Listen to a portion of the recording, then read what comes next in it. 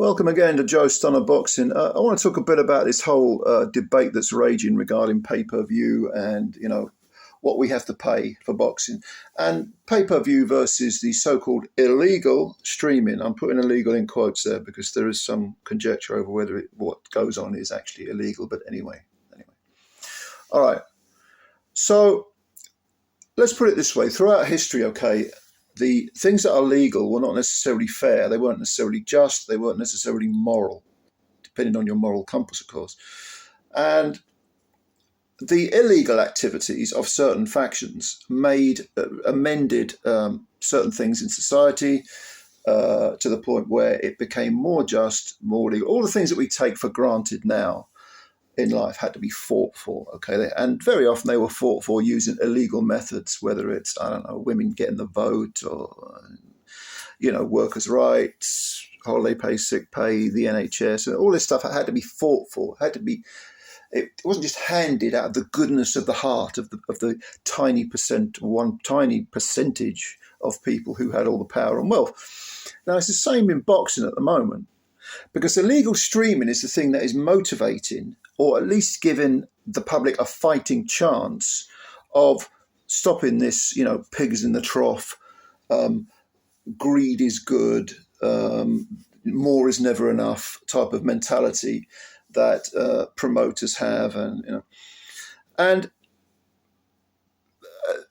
yes, you are, when you stream, you are technically taking money away from fighters, but we're talking about the absolute top echelon of fighters. The undercard fighters, not so much, but I've always said, if you think I'm giving a single penny towards the, 30, 40, 50 million that Fury or AJ or Canelo are making, I'm not doing that. I'm not doing that. Well, then don't watch the fight. Bollocks. I'm a boxing fan. Actually, I'm running a boxing channel, incidentally, but the bottom line is I'm a boxing fan. Why the fuck should I be held to ransom through your greed, your disgusting, repulsive, gluttonous greed? Why should I be denied the right to watch boxing? This actually happened back in the 90s, because you used to get ITV, a lot of fighters were on ITV. Even Nassim Hamed started on ITV, and then it all got moved to Sky with Warren.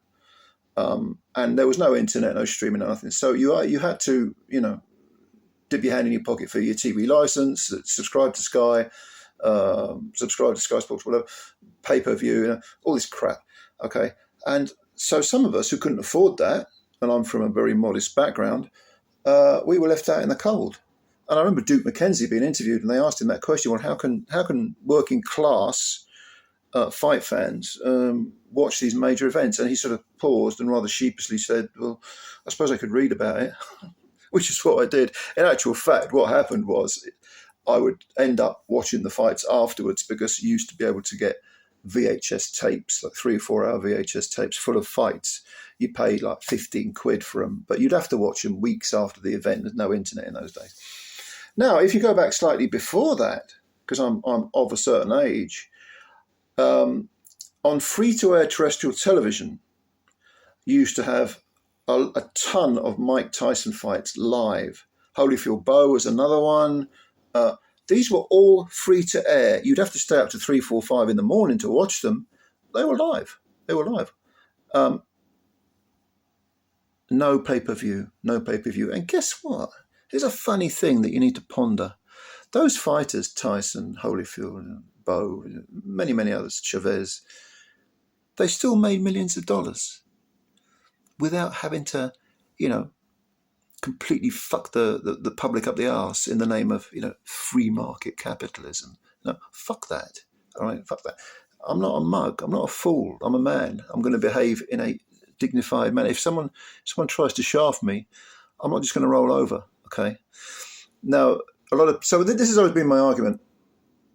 Pay-per-view is a construct created to sort of squeeze the rag dry, the finances dry out of anyone and everyone who's a boxing fan. I don't go there. It's not just boxing, of course. Football's another thing, and all sorts of other sports. And again, I get back to the fact that streaming, the streaming service, DAZN, I'm thinking of predominantly. Originally, it was $1.99 to subscribe. And it was supposed to be, it was actually promised by Mr. Hearn, that it would bring about the end of pay-per-view. Now DAZN is completely awash with pay-per-view. And I'm a DAZN subscriber. I pay up front a year. It works out to be about £8.30, £8.33, I think it was, or something like that, per month to watch DAZN if you pay a year up front, okay? And I thought, £8.30, all right, I'll go with that. Right.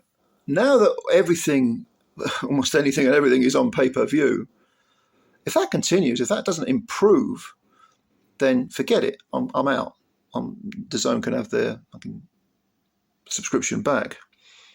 But the only way, this is the point I'm making, the purpose of this video, is that the only way that you force down prices, you force down costs, and not just that, but stop them from going even higher, is to act, not to sit on your ass moaning or accepting that this is the way it has to be. What you got to do is you got to find other means so you can circumvent all this being ripped off nonsense. You know, never mind whether it's legal. That's got nothing to do with it whatsoever, right? The fact that something's legal doesn't mean a damn thing. Of course it's legal, because the people with all the power and authority and wealth and all that, they're going to make sure it's legal by, the pressure groups and propaganda and, making, shall we say, donations to certain politicians. I mean, this isn't just boxing, this is everything in society. But, yeah, it's legal. So fucking what? It still stinks. It's still unjust. It's still immoral. And yeah, the thing that will stop the rot, and it is rot, is to do things using other methods. And that means streaming, using other means, as I always say on this channel. Okay. So, yes, ironic perhaps that certain illegality, again I'm putting it in quotes, illegalities, are going to force down and make more acceptable the legal cost of watching the sport. My advice to everyone is use the illegal methods. Again, illegal methods. Say no to pay-per-view. This is just my advice. If you want to buy pay-per-views, it's your money. I'm not trying to press gang anyone, but if you want to see, if you want to take back control of the economics surrounding boxing, you have to act, and that means rejecting pay-per-view, and in some cases subscription, watching it via other means, and that the pressure that's created from that, I suppose, black market economy, will make the promoters, not just in Britain but throughout the world, think, do you know what, we got to do something about this. Maybe we're fat pigs at the trough. Maybe and rather than throw a few crumbs off the banquet table, maybe we should start giving people a bit of respect, a proper slice of the cake, rather than just stale crumbs. It doesn't change unless you act. It does not change unless you act. All right. So that's my spiel for today, my little sort of rant.